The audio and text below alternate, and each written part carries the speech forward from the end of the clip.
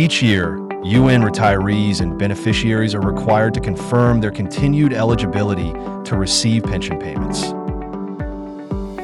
Until recently, this process relied entirely on signed paper forms, mailed across the globe, a system prone to delays, inefficiencies, and access barriers.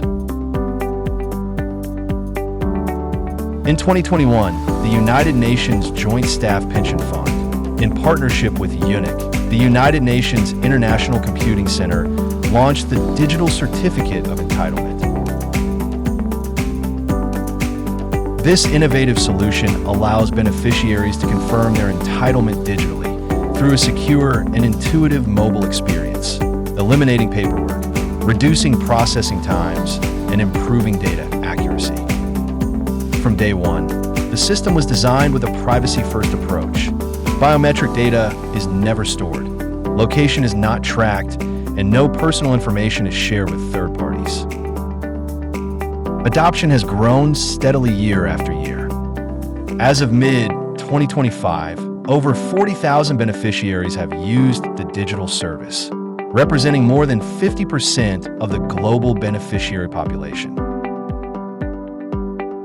The Digital Certificate of Entitlement demonstrates how trusted, user-centric digital services can enhance efficiency, transparency, and inclusiveness within the UN system.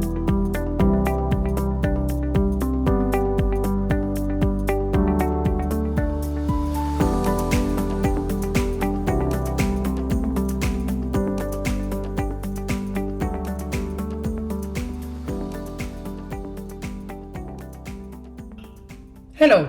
After this brief presentation of the Digital Certificate of Entitlement project, let me present myself. I'm Andrés Guerrero, Solutions Architect for Artificial Intelligence projects at the United Nations International Computing Center. I've been involved in this project since its beginnings in 2021, and I had the pleasure of serving as its technical lead for the last 2 years. Let me show you what it powers it behind the scenes. Let me start explaining the technical challenges that we face out designing the application. These were requirements defined by the client on the design phase, and it was really important for the pension fund. The first one was the privacy by design. So we were going to use artificial intelligence algorithm, and there were a lot of concerns about if this data was going to be shared with third parties or sent to the cloud or being not in hand of the beneficiaries.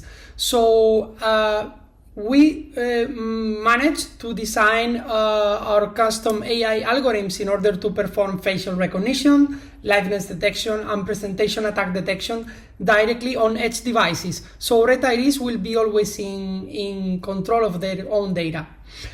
The low bandwidth and low spec. This is another requirement coming from our client, and Android and iOS devices should be supported, but not only the new end or top end devices, also low perf devices should perform or should support the application even in low bandwidth conditions. The global inclusivity was something that it was key and super important. So we have to take into account that the application is used across the whole globe, and there is an important requirement that the accuracy across gender, ethnicity, and age should be the same. The last but not the least important thing is the security. So spoof resistance is something very important. So photos or masks or deep fakes should all fail, but at the same time we will need to balance this to keep the frustration of the legitimate users that are using the app. The Digital Certificate of Entitlement liveness solution uses different mechanisms in order to ensure the actual presence of a living user in front of the camera. So we use different models, quantified models that runs directly on the user's devices that are able to detect different conditions, like for example, eye blinking detection, ambient analysis, face gestures, or face tracking, during the process.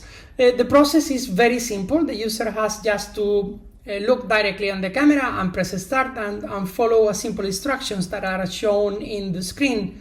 The process for doing the full identity recognition or liveness detection, it takes a few seconds, not more than 5 or 10 seconds, and we have a really positive feedback that is being received across the public app stores or directly by the client. External verifications are also very important for us. Our system is not just self-tested. It's in continuous examination by outside specialists. First, algorithmic audits. During the lifetime of the DCE project, several audits have been performed by industry consultants and academics. They have stress-tested our system or models for gender, age, and ethnic bias. Second, we maintain regular submissions to NIST face recognition vendor test. Every model that we release is uploaded, scored, and compared against the world's best standards and vendors.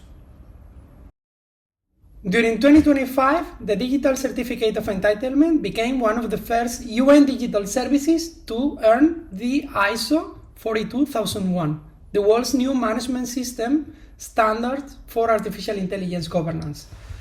ISO 42001 validates that our AI lifecycle meets international agreed requirements for transparency, accountability, and continuous improvement. For beneficiaries and partner organizations, it provides third-party assurance that our biometric technology is operating ethically, securely, and in full compliance with global best practices. The application has been designed taking into account the user experience always. We have to consider that the population of users of our app, the average age is around 72 years. It's super important that they don't get frustration using the app. So for that reason, we have considered using simple icons, large fonts, short and simple instructions, not more than one task per screen, and also taking into account the color contrast. It has been a long journey since we began in 2021, and the project has only continued to grow. We are truly proud of what we have achieved. Today, we operate in more than 192 countries. In 2025, we surpassed the 40,000 users, meaning that over 50% of all UN retirees are using the app.